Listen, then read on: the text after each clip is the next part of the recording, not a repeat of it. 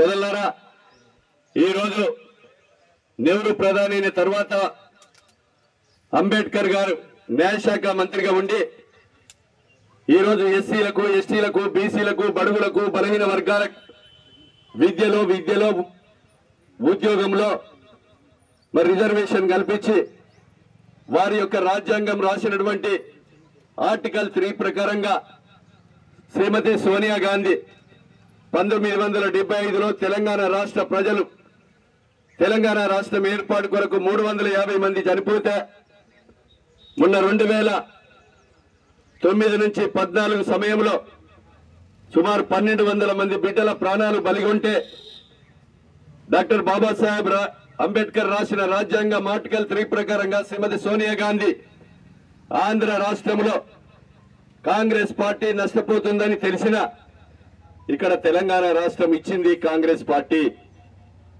ఇచ్చినటువంటి పార్టీలో గతంలో ఉన్నటువంటి బీఆర్ఎస్ ప్రభుత్వానికి అధికారం ఇచ్చారు.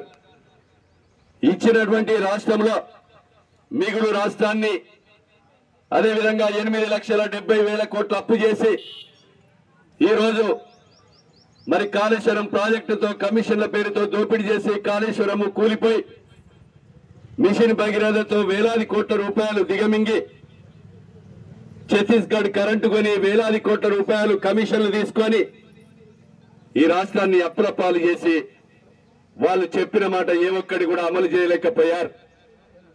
దళిత కుటుంబాలకు 3 ఎకరాల భూమి ఇస్తాను ఇవ్వలేదు. అదేవిధంగా గిరిజన కుటుంబానికి 3 ఎకరాల భూమి ఇస్తాను ఇవ్వలేదు. ఇంటికో ఉద్యోగం ఇస్తాను ఇవ్వలేదు. ఇంటికో ఉద్యోగం దేవుడరిగా కానీ ఊరికో ఉద్యోగం గతి లేదు. రిటైర్డ్ అయిన ఉద్యోగాలు కూడా 2 లక్షల ఉద్యోగాలు ఇవ్వలే. అదేవిధంగా ఈరోజు ₹1,00,000 రుణమాఫీ 10 సంవత్సరాలు తీసుకొచ్చి అప్పుడింత ఇస్తే మితికి సరిపోయి అసలు కానీ ఉండి రైతు మీద భారం పడ్డాది.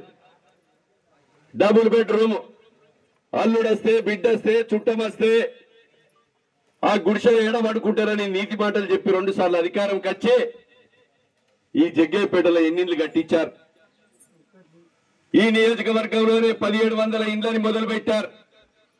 ఆ 1700 మంది ఇండ్లు కొన్ని బేస్మెంట్ లెవెల్లో, కొన్ని స్లాబ్ లెవెల్లో, కొన్ని పిల్లర్లు వేసి ఉన్నాయి. మా రేవంత్ అన్న చెప్పిండు, ఈ రాష్ట్రంలో గత ప్రభుత్వం డబుల్ బెడ్రూమ్ ఉంటే పేదల్లో అన్ని ఇండ్లు పూర్తి చేద్దాం, మీరు అన్ని లెక్కలేయమంటే 1780 ఇండ్లు మొత్తం కూడా వివిధ దశల్లో ఉన్నాయి. మరిన్ని వీడియోస్ కోసం ఛానల్ ని సబ్స్క్రైబ్ చేయండి. లేటెస్ట్ అప్డేట్స్ కోసం వాట్సాప్ ఛానల్ ని ఫాలో అవ్వండి. ఆ లింక్ డిస్క్రిప్షన్ లో ఉంది.